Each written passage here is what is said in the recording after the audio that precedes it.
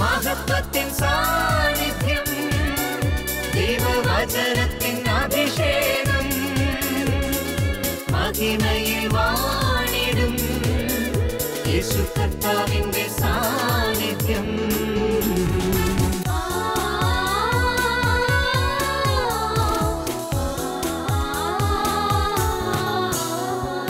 ഗോത്രങ്ങൾ, ഭാഷകൾ, വംശങ്ങൾ, ജനതകൾ അറിയട്ടെ യേശുവിൻ്റെ മഹത്വം. ദേശങ്ങൾ, രാജ്യങ്ങൾ, ഭൂതലത്തിൽ എല്ലാം പടരട്ടെ യേശുവിൻ്റെ മഹത്വം. ഗോത്രങ്ങൾ, ഭാഷകൾ, വംശങ്ങൾ, ജനതകൾ അറിയട്ടെ യേശുവിന്റെ മഹത്വം. ദേശങ്ങൾ, രാജ്യങ്ങൾ, ഭൂതലത്തിൽ എല്ലാം പടരട്ടെ യേശുവിന്റെ മഹത്വം. മഹത്വത്തിൻ സാന്നിധ്യം, ദൈവവചനത്തിൻ അഭിഷേകം, മഹിമയിൽ വാണിടും യേശു കർത്താവിന്റെ സാന്നിധ്യം.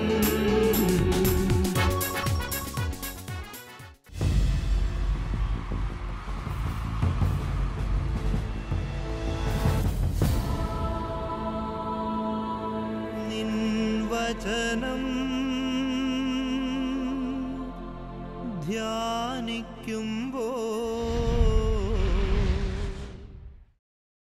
പ്രിയ സഹോദരി സഹോദരന്മാരെ,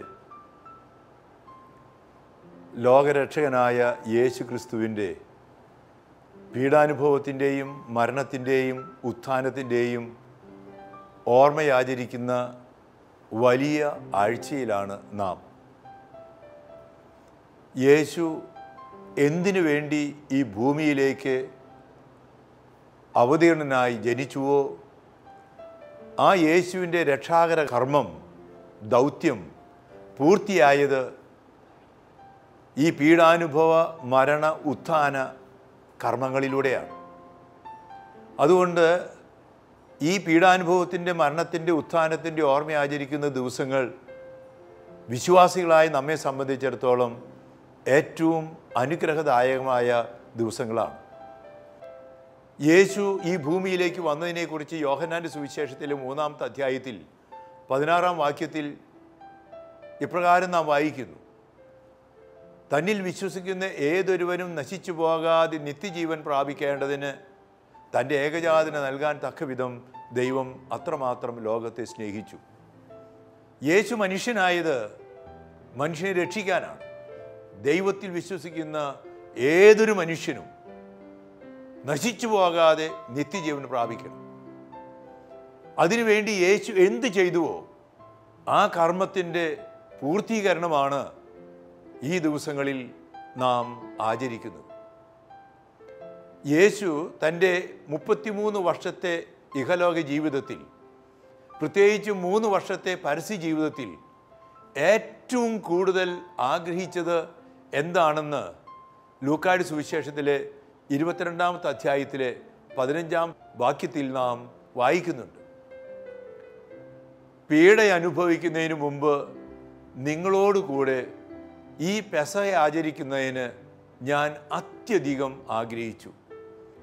ഇസ്രായേൽക്കാർ ഈജിപ്തിലെ അടിമത്തത്തിൽ നിന്ന് മോചിതരായി മരുഭൂമിയിലൂടെ കടന്ന് തേനും പാലുമൊഴുകുന്ന കാനാൻ ദേശത്തേക്ക് എത്തിയതിൻ്റെ ഓർമ്മ ആചരിക്കുവാൻ മോശ യഹോവയുടെ കൽപ്പന പ്രകാരം ആവശ്യപ്പെട്ടതനുസരിച്ച് എല്ലാ ഇസ്രായേൽ ജനതകളും പെസഹ ആചരിക്കേണ്ട നിയമമുണ്ടായിരുന്നു. ഏതൊരു യഹൂദനും തൻ്റെ ജീവിതത്തിൽ സാധിക്കുന്ന എല്ലാ വർഷവും ജെറൂസലേമിലേക്ക് പോകണം. മറ്റു രാജ്യങ്ങളിൽ നിന്നുള്ളവർ ജീവിതത്തിൽ ഒരു പ്രാവശ്യമെങ്കിലും ഈ തിരുനാളിന് പോയില്ലെങ്കിൽ യഹൂദനാകില്ല. യേശു എല്ലാ വർഷവും തിരുനാളിന് പോയിരുന്നു എന്ന് വിശുദ്ധ ഗ്രന്ഥത്തിൽ നാം വായിക്കുന്നുണ്ട്. യേശു ഏറ്റവും അധികം ആഗ്രഹിച്ചത്, പ്രത്യേകിച്ചും തൻ്റെ ജീവിതത്തിൻ്റെ ലക്ഷ്യം കൈവരിക്കുന്നതിന്, പീഡ അനുഭവിക്കുന്നതിന് മുമ്പ് ഈ പെസഹ ആചരിക്കണം. പെസഹ രഹസ്യങ്ങൾ എന്താണ്? യേശുവിൻ്റെ പീഡാനുഭവത്തിൻ്റെ, മരണത്തിൻ്റെ, ഉത്ഥാനത്തിൻ്റെ രഹസ്യങ്ങളാണ് പെസഹ രഹസ്യങ്ങൾ. മത്തായിയുടെ സുവിശേഷത്തിലെ 16-ാമത്തെ അധ്യായം ഈ പെസഹ രഹസ്യങ്ങളുടെ പശ്ചാത്തലത്തിൽ നാം ധ്യാനിക്കുമ്പോൾ തീർച്ചയായിട്ടും നമുക്ക് ദൈവിക ചിന്തകളും പെസഹ രഹസ്യങ്ങളുടെ അർത്ഥം മനസ്സിലാക്കുന്നതിനുള്ള കൃപയും നൽകുന്നതാണ്. വിശ്വാസവുമായി ബന്ധപ്പെട്ടിട്ടുള്ളതാണ് ഈ പെസഹ രഹസ്യങ്ങൾ. കേസറിയ ഫിലിപ്പിയിൽ എത്തിയപ്പോഴാണ് യേശു ശിഷ്യന്മാരോട് ചോദിക്കുന്നത്, മറ്റുള്ളവർ എന്നെക്കുറിച്ച് എന്താണ് പറയുന്നത്? പലതരത്തിലുള്ള വിശ്വാസങ്ങൾ ഉള്ള ഒരു പശ്ചാത്തലത്തിൽ യേശു ചോദിക്കുകയാണ്, മറ്റുള്ളവർ എന്നെക്കുറിച്ച് എന്താ പറയുന്നത്? പലതരത്തിലുള്ള അഭിപ്രായങ്ങളുണ്ട്. ഏലിയാണ്, പ്രവാചകന്മാരിലൊരുവനാണ്, മറ്റു ചിന്തകളുണ്ട്. പക്ഷേ ശിഷ്യന്മാരോട് ചോദിച്ചു, ഞാൻ ആരെന്നാണ് നിങ്ങൾ പറയുന്നത്? അപ്പോഴാണ് മത്തായി 16:16 പത്രോസ് ലീഹ സഭയ്ക്ക് മുഴുവനും വേണ്ടി വിശ്വാസം ഏറ്റുപറഞ്ഞ് ഇപ്രകാരം പറയുന്നത്, നീ ജീവിക്കുന്ന ദൈവത്തിൻ്റെ പുത്രനായ ക്രിസ്തുവാണ്. യേശു പറഞ്ഞു, മാംസരക്തങ്ങളല്ല, എൻ്റെ ദൈവം, പിതാവായ ദൈവമാണ് ഇത് വെളിപ്പെടുത്തി തന്നത്. ഈ പെസഹ രഹസ്യങ്ങളെക്കുറിച്ച് വേണ്ട തരത്തിൽ നാം ധ്യാനിക്കുകയും അർത്ഥം മനസ്സിലാക്കുകയും അതിൻ്റെ അനുഗ്രഹം നമുക്ക് ലഭിക്കുകയും ചെയ്യണമെങ്കിൽ നമുക്ക് ഈ വിശ്വാസമുണ്ടാകണം. നമുക്ക് ഉത്ഥിതനായ യേശുവിൽ, അതിനു മുമ്പ് പീഡ സഹിച്ച യേശുവിൽ, നമ്മെ രക്ഷിച്ച യേശുവിലുള്ള വിശ്വാസം നമുക്ക് ഇപ്പോൾ പരസ്യമായി പ്രഖ്യാപിക്കാം. ഈ വിശ്വാസം പ്രഖ്യാപിച്ച ഉടനെ യേശു തൻ്റെ പീഡാനുഭവ പ്രവചനം നടത്തുകയാണ്. മത്തായി 16:21 ഈ പീഡാനുഭവ പ്രവചനത്തെക്കുറിച്ച് പറഞ്ഞു തുടങ്ങിയപ്പോൾ തനിക്ക് ജെറൂസലമിലേക്ക് പോകണം, തൻ്റെ തീർത്ഥാടനം, ഭൂമിയിലേക്ക് വന്ന തീർത്ഥാടനം അത് പൂർത്തിയാകുക ഗലീലയിൽ നിന്ന് ജെറൂസലമിലേക്ക് എത്തിച്ചെല്ലുമ്പോഴാണ്. ഈ തീർത്ഥാടനത്തിൻ്റെ അർത്ഥത്തിൽ പറഞ്ഞു, എനിക്ക് ജെറൂസലമിലേക്ക് പോകണം, അവിടെ പീഡകൾ സഹിക്കണം, എന്നാൽ 3-ാം ദിവസം ഉത്ഥാനം ചെയ്യണം. ഇത് പത്രോസിന് മനസ്സിലായില്ല, ശിഷ്യന്മാർക്ക് മനസ്സിലായില്ല. നേരത്തെ വിശ്വാസം പരസ്യമായി പ്രഖ്യാപിച്ചതാ, എന്നിട്ടും സംശയമുണ്ടായി. നമ്മുടെയൊക്കെ ജീവിതം ഏകദേശം അതുപോലെയാണ്. വിശ്വാസമുണ്ടെന്ന് പറയും, പിന്നെ ഇടയ്ക്കിടയ്ക്ക് സംശയം ഉണ്ടാവും, ഇടയ്ക്കിടയ്ക്ക് നമ്മുടേതായ ചിന്തകളുണ്ടാവും, ഇടയ്ക്കിടയ്ക്ക് ജഡികമായ ലൗകായുധമായ ചിന്തകളോടെ ദൈവത്തിൻ്റെ പദ്ധതികളുടെ മുമ്പിൽ നോ എന്ന് പറയും. പത്രോസ് പറഞ്ഞു, നിനക്കിത് സംഭവിക്കാതിരിക്കട്ടെ. ഉടനെ മത്തായി 16:23 യേശു പറയുന്നുണ്ട്, പത്രോസിനെ വിളിച്ചത് ദൈവത്തിൻ്റെ പദ്ധതി കുരിശിൻ്റെ പാതയുടെ പദ്ധതിയാണ്. അതിന് തടസ്സം നിന്ന പത്രോസിനെ വിളിച്ച പേര് സാത്താനെ എന്നാണ്. നീ എൻ്റെ പുറകിൽ പോകൂ. എന്നിട്ട് മത്തായി 16:24 പറഞ്ഞു, എൻ്റെ പിന്നാലെ വരാൻ ആഗ്രഹിക്കുന്നവൻ സ്വയം പരിത്യജിച്ച് അനുദിന ജീവിതത്തിലെ കുരിശെടുത്ത് എൻ്റെ പിന്നാലെ വരാം. പ്രിയപ്പെട്ടവരെ, നമുക്ക് ഈ വലിയ ആഴ്ചയിൽ നമ്മെ തന്നെ പരിത്യജിച്ച് നമ്മുടെ പദ്ധതികൾ മാറ്റിവെച്ച് ദൈവത്തിൻ്റെ പദ്ധതിയുടെ മുമ്പിൽ യേശുവിനോടുകൂടി എൻ്റെ ഇഷ്ടമല്ല അവിടുത്തെ ഇഷ്ടം നിറവേറട്ടെ എന്ന് പറഞ്ഞ് യേശുവിനോടുകൂടി അവിടുത്തെ കുരിശിൻ്റെ വഴിയിലൂടെ നമുക്ക് മുന്നോട്ട് പോകാം. ഇവിടെ യേശു ഏറ്റവും അധികം ആഗ്രഹിച്ച പെസഹ അത് സെഹിയോൻ ഊട്ടുശാലയിൽ വെച്ചാണ് നടത്തുന്നത്. ഈ സെഹിയോൻ ഊട്ടുശാല വലിയ ആഴ്ചയെ സംബന്ധിച്ചിടത്തോളം നമുക്ക് ഏറ്റവും വലിയ ഓർമ്മയുടെ ആചരണമാണ്. ഈ സെഹിയോൻ ഊട്ടുശാലയിലാണ് യേശു നമുക്ക് പുതിയ നിയമം തന്നത്. തൻ്റെ ചാവരുൾ, മരണത്തിനു മുമ്പുള്ള സന്ദേശം, അതാണല്ലോ ന്യൂ ടെസ്റ്റമെൻറ്റ്, ചാവരുൾ. യോഹന്നാൻ സുവിശേഷത്തിലെ 13 മുതലുള്ള അധ്യായങ്ങളിൽ പ്രത്യേകമായ വിധത്തിൽ ഈ പുതിയ നിയമം നാം വായിക്കുന്നുണ്ട്. എന്താണ് ആ പുതിയ നിയമം? ഞാൻ നിങ്ങളെ സ്നേഹിച്ചതുപോലെ നിങ്ങളും പരസ്പരം സ്നേഹിക്കണം. തൻ്റെ ജീവൻ നൽകുന്നതിനേക്കാൾ വലിയ സ്നേഹമില്ല. അതുകൊണ്ട് തന്നെ നിങ്ങൾക്ക് ജീവനുണ്ടാകാനും സമൃദ്ധമായി ഉണ്ടാകാനും വന്ന യേശു നൽകിയത് എന്താണ്? തൻ്റെ ജീവൻ നൽകുന്നതിനേക്കാൾ വലിയ സ്നേഹമില്ല. ഇത് ഈ പെസഹായുടെ അർത്ഥത്തെക്കുറിച്ച് ചിന്തിക്കുമ്പോൾ യേശുവിനെ സ്നാപകയോഹന്നാൻ പരിചയപ്പെടുത്തിയ കാര്യം യോഹന്നാൻ്റെ സുവിശേഷത്തിലെ 1-ാമത്തെ അധ്യായത്തിൽ തന്നെ നാം വായിക്കുന്നുണ്ട്. സ്നാപകയോഹന്നാൻ യേശു വരുന്നു കണ്ടപ്പോൾ പരിചയപ്പെടുത്തിയത് എന്താ? ഇതാ ലോകത്തിൻ്റെ പാപങ്ങൾ നീക്കുന്ന ദൈവത്തിൻ്റെ കുഞ്ഞാട്. ഈ കുഞ്ഞാടിനൊരു പ്രത്യേകതയുണ്ട്. പുറപ്പാടിൻ്റെ പുസ്തകത്തിലെ 12-ാമത്തെ അധ്യായം 3-ാമത്തെ വാക്യത്തിൽ പെസഹായ്ക്ക് ഒരുക്കമായി കുഞ്ഞാടിനെ തിരഞ്ഞെടുക്കുകയും അത് അവരുടെ ആചാരമനുസരിച്ച് ആർച്ച് ബിഷപ്പ് ഫുൾട്ടൻ ജീഷൻ പറയുന്നത് പോലെ ആ യഹൂദന്മാരുടെ ചിന്താഗതി അനുസരിച്ച് കറിയില്ലാത്ത കുഞ്ഞാടിനെ പ്രത്യേകം തിരഞ്ഞെടുത്ത് അതെല്ലാവരുടെ മുമ്പിലും പരസ്യപ്പെടുത്തണം. ഈ കുഞ്ഞാടിനെയാണ് പരിശുദ്ധിയുടെ പരിശുദ്ധിയിൽ വെച്ച് പെസഹ വെള്ളിയാഴ്ച ബലി ചെയ്ത് മനുഷ്യവർഗത്തിൻ്റെ മുഴുവൻ പാപത്തിൻ്റെ പരിഹാരമായി അർപ്പിക്കാൻ പോകുന്നത്. യേശുവിനെക്കുറിച്ച് സ്നാപകയോഹന്നാൻ പരിചയപ്പെടുത്തിയതാണ്, ഇതാ ലോകത്തിൻ്റെ പാപങ്ങൾ നീക്കുന്ന ദൈവത്തിൻ്റെ കുഞ്ഞാട്. ഓശാന ഞായറാഴ്ച, വലിയ ആഴ്ച തുടങ്ങുന്നത് ഓശാന ഞായറാഴ്ചയാണല്ലോ. അന്ന് ഇതാ യേശു ജെറൂസലത്തിൽ എത്തിക്കഴിഞ്ഞപ്പോൾ ഉടനെ തന്നെ ബഥനിയിൽ നിന്ന്, ലാസറിൻ്റെ വീട്ടിൽ നിന്ന് വളരെ ആഘോഷമായി സമാധാനത്തിൻ്റെ രാജാവായി, ലോകത്തിൻ്റെ രക്ഷകനായി അവിടുത്തെ ജനങ്ങൾ മുഴുവൻ എതിരേറ്റുകൊണ്ട് ജെറൂസലമിലേക്ക് പോകുന്നു. ആ ജെറൂസലമിൽ വെച്ച് യേശു രാജാവാണെന്ന്, സമാധാന രാജാവാണെന്ന് പരസ്യമായി അവതരിപ്പിക്കുന്നു. അത് കഴിഞ്ഞ് യേശു ജെറൂസലം ദേവാലയത്തെ ശുദ്ധീകരിച്ചുകൊണ്ട് അത് പിതാവിൻ്റെ ഭവനമാക്കി മാറ്റുകയും ചെയ്യുന്നു. ഇത് വലിയൊരു സന്ദേശമാണ്.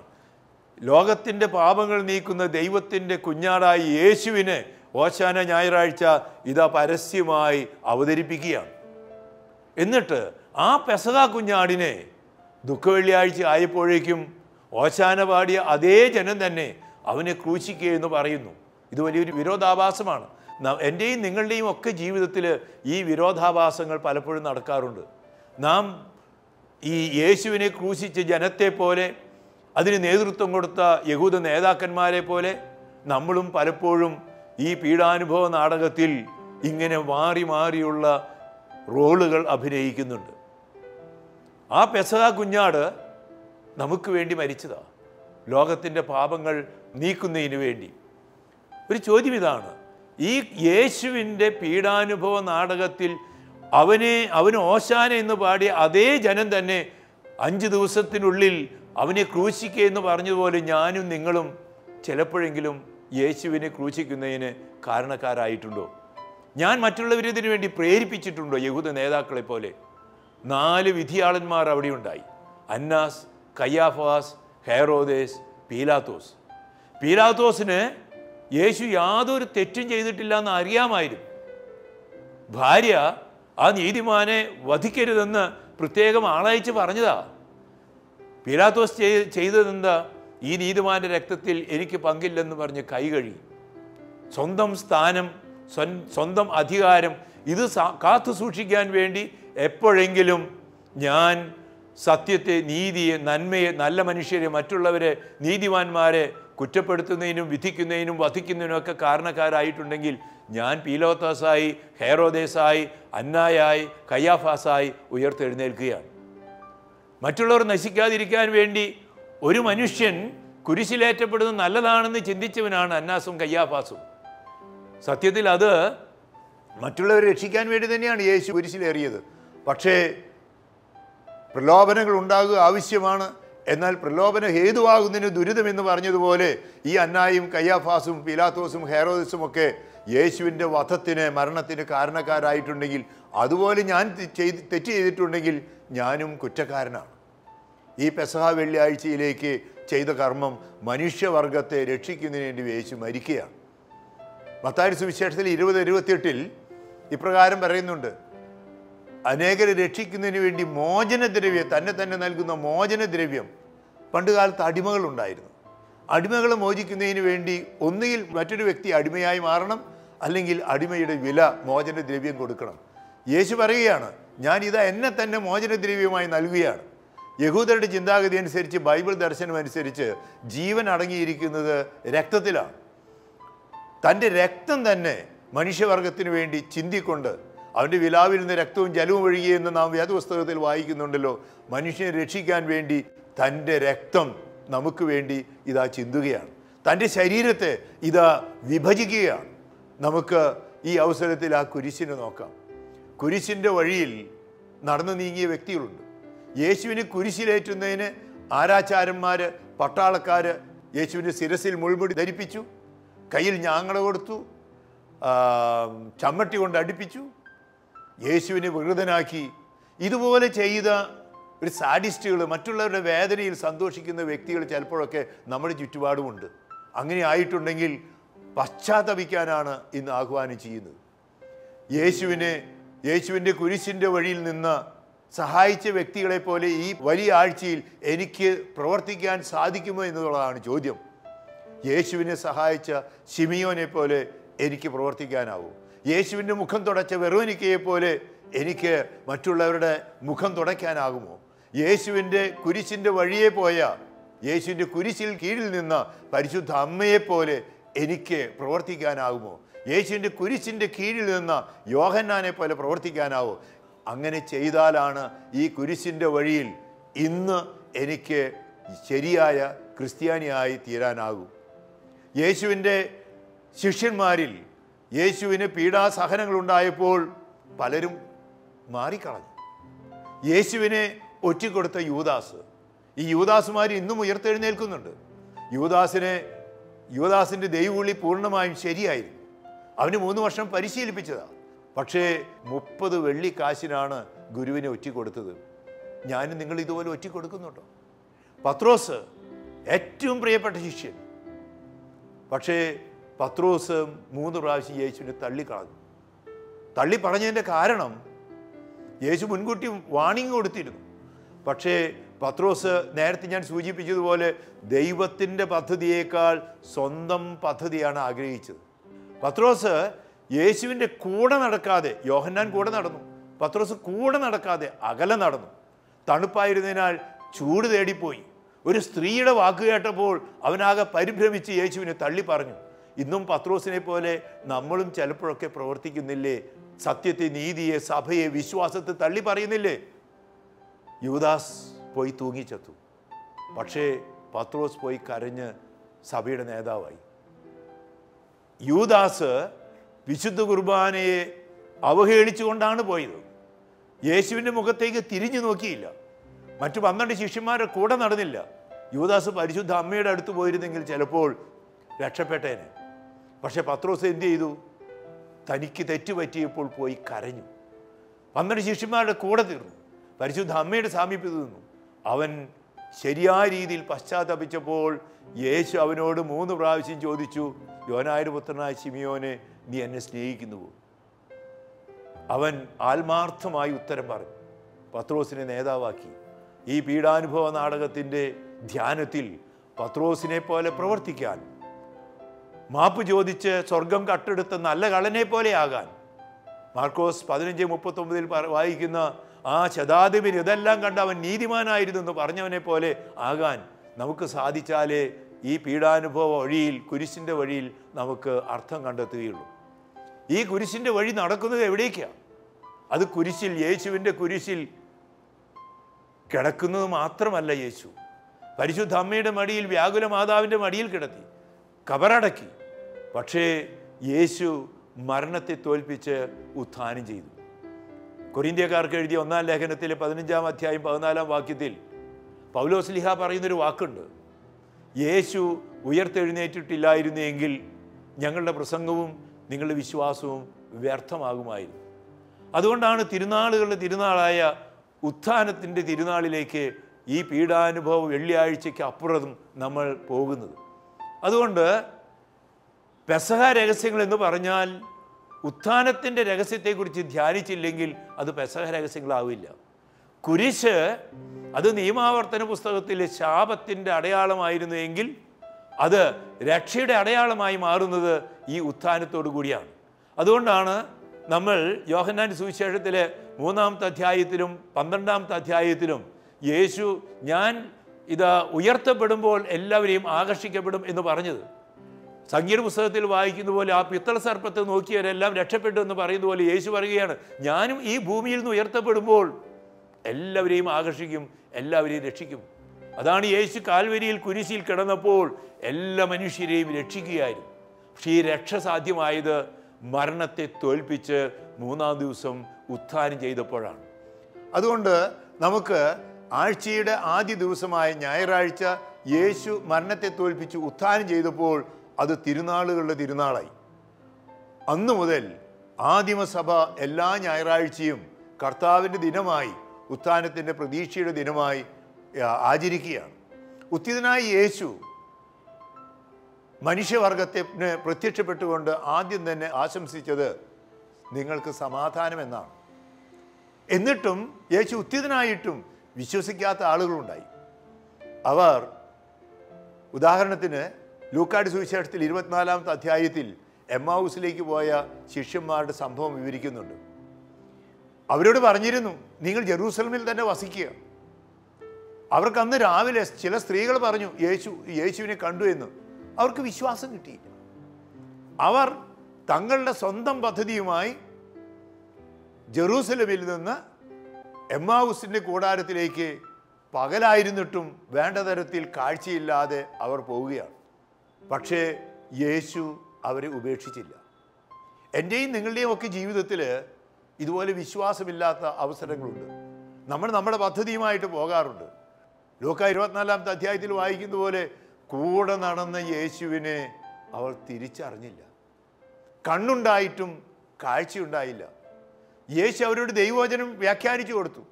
അവരെ വിളിച്ച പേര് ഭോഷന്മാരെ എന്നാണ്.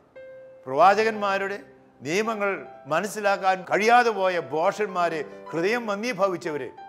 ചിലപ്പോഴെങ്കിലും എന്നെയും നിങ്ങളെയും കുറിച്ച് യേശു ഈ വാക്ക് ഉപയോഗിക്കുന്നില്ലേ? നമ്മളോട് ഒത്തിരി കാര്യങ്ങൾ പഠിപ്പിച്ചിട്ട് നല്ലവരാകാനുള്ള എല്ലാ സാധ്യതകളും നൽകിയിട്ട് എന്നിട്ടും നമ്മൾ യേശുവിൻ്റെ പദ്ധതിയിലൂടെ, പാതയിലൂടെ, കുരിശിൻ്റെ വഴിയിലൂടെ പോയി ഉത്ഥാനത്തിൻ്റെ മഹത്വത്തിൽ നമ്മൾ നടന്നു പോകാതെ നമ്മുടേതായ പദ്ധതിയിലേക്ക് പോകുമ്പോൾ എന്നെയും നിങ്ങളെയും ഇടയ്ക്കൊക്കെ വിളിക്കുന്നില്ലേ ഭോഷന്മാരെ, ഹൃദയം മന്ദീഭവിച്ചവരെ എന്ന്? പക്ഷെ ഒരൊറ്റ കാര്യമേ ഉള്ളൂ, നേരം വൈകാറായി. യേശു പിന്നെയും അകന്നു പോകുന്നതായി തോന്നി. അപ്പോൾ ആ എമ്മാവ് ശിഷ്യന്മാർ പറഞ്ഞു, നാഥ കൂടെ വസിക്കണമേ. ഇന്ന് ഈ വലിയ ആഴ്ചയിൽ ധ്യാനത്തിൽ എനിക്ക് നിങ്ങളോട് പറയാനുള്ളത്, ഈ എമ്മാവ് ശിഷ്യന്മാർ പറഞ്ഞതുപോലെ ഞാനും നിങ്ങൾ പറയണം, നാഥ കൂടെ വസിക്കണമേ. യേശു കൂടെ വസിച്ചു. കൂടെ വസിച്ചു കഴിഞ്ഞപ്പോൾ യേശു അപ്പമെടുത്ത് വാഴ്ത്തി മുറിച്ച് അവർക്ക് കൊടുത്തു. ഈ അപ്പമെടുത്ത് വാഴ്ത്തി മുറിച്ച് കൊടുത്തപ്പോൾ ലൂക്ക 24:30 വായിക്കുന്നത് പോലെ അവരുടെ കണ്ണുകൾ തുറക്കപ്പെട്ടു. പക്ഷെ അടുത്ത വാചകം നാം ശ്രദ്ധിക്കുന്നത് നല്ലതാണ്. പക്ഷേ അവൻ അവരുടെ മുമ്പിൽ നിന്ന് അപ്രത്യക്ഷനായി. അവരുടെ മുമ്പിൽ പിന്നെ ബാക്കി ഈ അപ്പം മാത്രമേ ഉള്ളൂ. യേശു മനുഷ്യരൂപത്തിൽ അവരുടെ കൂടെ നടന്ന യേശു അവരുടെ മുമ്പിൽ നിന്ന് അപ്രത്യക്ഷനായി ഇതാ പരിശുദ്ധ കുർബാനയുടെ അപ്പത്തിൻ്റെ രൂപത്തിലാണ്. ശരിയായ ഉൾക്കാഴ്ച കിട്ടി. അവർ അവരുടെ തെറ്റ് മനസ്സിലാക്കി. അവർ തിരിച്ച് രാത്രിയായിരുന്നിട്ടും തങ്ങൾ തന്നെ പ്രകാശമാക്കി അവർ ജെറൂസലമിലേക്ക് പോയി. 12 ശിഷ്യന്മാരുടെ കൂട്ടായ്മയിലെത്തി. അവർ യേശു സത്യമായും ഉയർത്തെഴുന്നേറ്റു എന്ന് പറഞ്ഞുകൊണ്ടിരിക്കുകയായിരുന്നു. പ്രിയ സഹോദരി സഹോദരന്മാരെ, നമുക്ക് ഇന്ന് ഈ വിശ്വാസത്തിൻ്റെ കാഴ്ചയുണ്ടാകണം. ഈ കാഴ്ച ലഭിക്കുന്നതിന് സെഹിയോൻ ഊട്ടുശാലയിൽ നടന്ന സംഭവം ഇന്ന് വീണ്ടും ആവർത്തിക്കപ്പെടുകയാണ്. അപ്പമെടുത്ത് മുറിച്ച് വാഴ്ത്തി കൊടുക്കുന്നു. അതാണ് യേശു പറഞ്ഞത് ലൂക്ക 22:15. ഇന്ന് നിങ്ങളോടുകൂടി ഈ പെസഹ ആചരിക്കാൻ ഞാൻ ഏറ്റവും അധികം ആഗ്രഹിച്ചു. യേശു ഏറ്റവും അധികം ആഗ്രഹിച്ചത് തൻ്റെ രക്ഷാകര കർമ്മം മുഴുവൻ, പീഡാസഹനത്തിൻ്റെ, മരണത്തിൻ്റെ, ഉത്ഥാനത്തിൻ്റെ എല്ലാ രഹസ്യങ്ങളും, ആ രക്ഷയുടെ എല്ലാ ഫലങ്ങളും ലോകാവസാനം വരെയുള്ള മനുഷ്യവർഗത്തിന് ലഭിക്കുന്നതിന് വേണ്ടി അത് തുടരാൻ പരിശുദ്ധ കുർബാന സ്ഥാപിച്ചത് ഈ സെഹിയോൻ ഊട്ടുശാലയിലാണ്. അതുകൊണ്ടാണ് അപ്പമെടുത്തപ്പോൾ അവർക്ക് കാഴ്ച കിട്ടിയെങ്കിൽ ഇന്ന് പരിശുദ്ധ കുർബാന അർപ്പിക്കുമ്പോൾ ഈ കാഴ്ച നമുക്ക് ലഭിക്കണം. നമുക്ക് കൂട്ടായ്മയിലേക്ക് തിരികെ പോകണം. അവിടെ സെഹിയോൻ ശാലയിൽ യേശു ചെയ്തത് എന്താ? നേരത്തെ സൂചിപ്പിച്ചതുപോലെ അവിടെ പുതിയ നിയമം വചനം കൊടുത്തു. അവിടെ ശുശ്രൂഷയുടെ മാനമായി, പ്രതീകമായി ശിഷ്യന്മാരുടെ കാലുകൾ കഴുകി, നിങ്ങളുടെ നാഥനും ഗുരുവുമായ ഞാൻ കാലുകൾ കഴുകിയെങ്കിൽ പരസ്പരം കാലുകൾ കഴുകുവിനെന്ന് പറഞ്ഞ് ഓരോ ക്രിസ്ത്യാനിയുടെയും ജീവിതത്തിൻ്റെ മാനങ്ങൾ, പ്രതീകങ്ങൾ, ലക്ഷ്യങ്ങൾ, ചെയ്യേണ്ട രീതി മറ്റുള്ളവരെ, പാവപ്പെട്ടവരെ സഹായിക്കലാണ് എന്ന് ബോധ്യപ്പെടുത്തി. ആ സെഹിയോൻ ശാലയിൽ തൻ്റെ ദൗത്യം തുടരാൻ വേണ്ടി തിരഞ്ഞെടുത്ത 12 ശിഷ്യന്മാർക്ക് പൗരോഹിത്യ സ്ഥാനം നൽകി.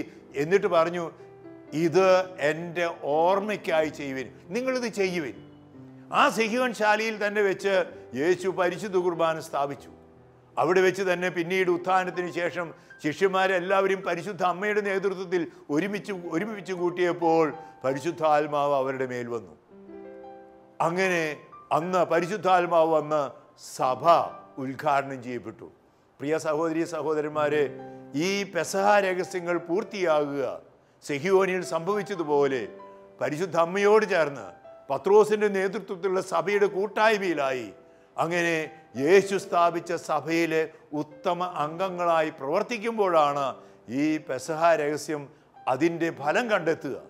അങ്ങനെ സഭ ഒരു ദിവസം പള്ളിക്കൂദാശിയിലായി പിതാവിൻ്റെ ഭവനത്തിൽ എത്തിച്ചേരുമ്പോൾ പെസഹ രഹസ്യങ്ങൾ അത് പൂർത്തിയായിത്തീരുന്നു.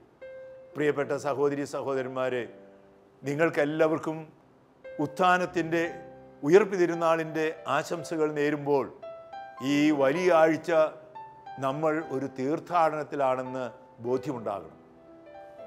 ഓശാന ഞായറാഴ്ചയിൽ നിന്ന് ആരംഭിക്കുന്ന ഈ തീർത്ഥാടനം ലോകത്തിൻ്റെ പാപങ്ങൾ നീക്കുന്ന ദൈവത്തിൻ്റെ കുഞ്ഞാടായി യേശുവിനെ രാജാവും രക്ഷകനും നാഥനുമായി പരസ്യമായി അവതരിപ്പിക്കുമ്പോൾ ആ യേശുവിൻ്റെ പിന്നാലെ നമ്മൾ പോകേണ്ടത് സ്വയം പരിത്യജിച്ച് അനുദിന ജീവിതത്തിൽ കുരിശെടുത്ത് പോകണം.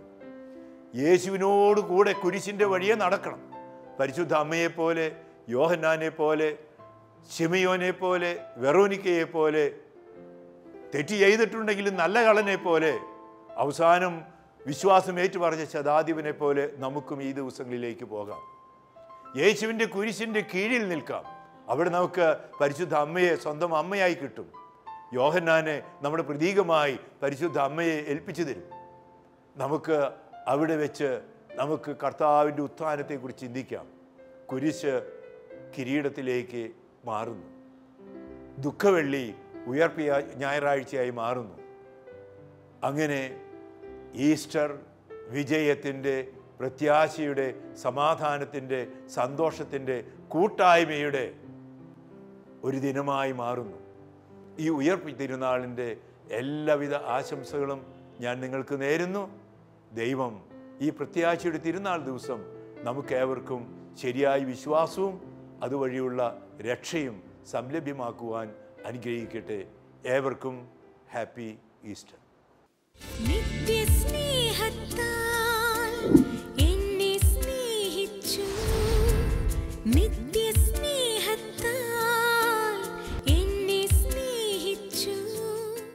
എന്റെ ഈശോ സ്നേഹമായി എന്നിലേക്ക് എഴുന്നള്ളുമ്പോൾ കർത്താവായ ദൈവമേ, പരിശുദ്ധ കുർബാനയായി ഞങ്ങളുടെ മധ്യേ കടന്നു വന്നിരിക്കുന്ന അവിടുത്തെ കാരുണ്യത്തെ ഓർത്ത് ഞങ്ങൾ നന്ദി പറയുന്നു. ഇന്നത്തെ വചന ശുശ്രൂഷയിലൂടെ ദൈവത്തിൻ്റെ പരിശുദ്ധാത്മാവ് അഭിയന്യ ആൻഡ്രൂസ് താഴ്ത്തി പിതാവിലൂടെ നമ്മോട് സംസാരിക്കുകയായിരുന്നു. ഉത്ഥാനത്തിൻ്റെ ശക്തിയെക്കുറിച്ച്, ഈസ്റ്ററിന്റെ പുത്തൻ അനുഭവത്തെക്കുറിച്ച് ദൈവത്തിൻ്റെ ആത്മാവ് പുതിയ പുതിയ ബോധ്യങ്ങൾ നമുക്ക് നൽകുകയായിരുന്നു. നമ്മുടെ വ്യക്തിപരമായ ജീവിതത്തിലും നമ്മുടെ കുടുംബങ്ങളിലും തലമുറകളിലും സഭാ സമൂഹങ്ങളിലെല്ലാം പുനരുദ്ധാനത്തിന് അത്ഭുത ശക്തിയായി പരിശുദ്ധാത്മാവ് കത്തിപ്പടരുവാൻ നമുക്ക് പ്രാർത്ഥിക്കാം. ഇരു കരങ്ങളും സ്വർഗത്തിലേക്ക് ഉയർത്തി, കർത്താവേ, ഉത്ഥാന അനുഭവം ഞങ്ങൾക്ക് നൽകണമേ, ഉത്ഥാന അനുഭവം ഞങ്ങൾക്ക് നൽകണമേ.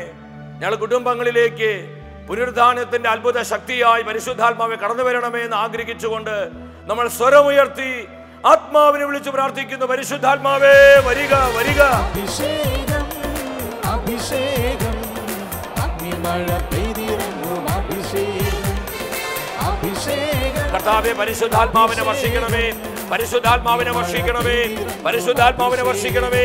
ദൈവത്തിന്റെ പരിശുദ്ധാത്മാവേ, ഈ ആരാധന ശുശ്രൂഷയിൽ വിശ്വാസത്തോടെ പ്രാർത്ഥിച്ചുകൊണ്ടിരിക്കുന്ന ജനലക്ഷങ്ങളിലേക്ക് അഭിഷേക അഗ്നിയായി കത്തിപ്പടരണമേ. ഹല്ലേലൂയ, ഹല്ലേലൂയ, ഹല്ലേലൂയ. യേശുവേ നന്ദി, യേശുവേ സ്തുതി. കർത്താവേ, പരിശുദ്ധാത്മാവിനായി ഞങ്ങളെ നിറച്ചതിനായി, പുനരുദ്ധാനത്തിന്റെ ശക്തിയാൽ ഞങ്ങളെ വിശുദ്ധീകരിച്ചതിനായി നന്ദി, നന്ദി, നന്ദി കർത്താവേ, നന്ദി കർത്താവേ. അടുത്ത ആഴ്ചയിൽ ദൈവവചനത്തിൽ നിന്ന് നമ്മൾ ധ്യാനിക്കുന്നത് ദൈവ കരുണയുടെ ലക്ഷ്യത്തെക്കുറിച്ചാണ്. പ്രാർത്ഥിച്ചൊരുങ്ങി ഈ ശുശ്രൂഷയിലേക്ക് നമുക്ക് എല്ലാവർക്കും കടന്നു വരാം.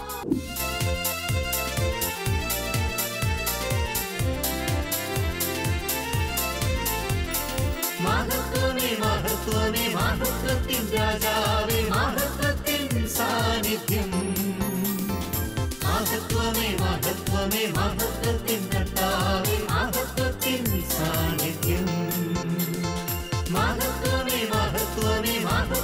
രാജാവേ മഹത്വത്തിൻ സാന്നിധ്യം മഹത്വമേ മഹത്വമേ മഹത്വത്തിൻ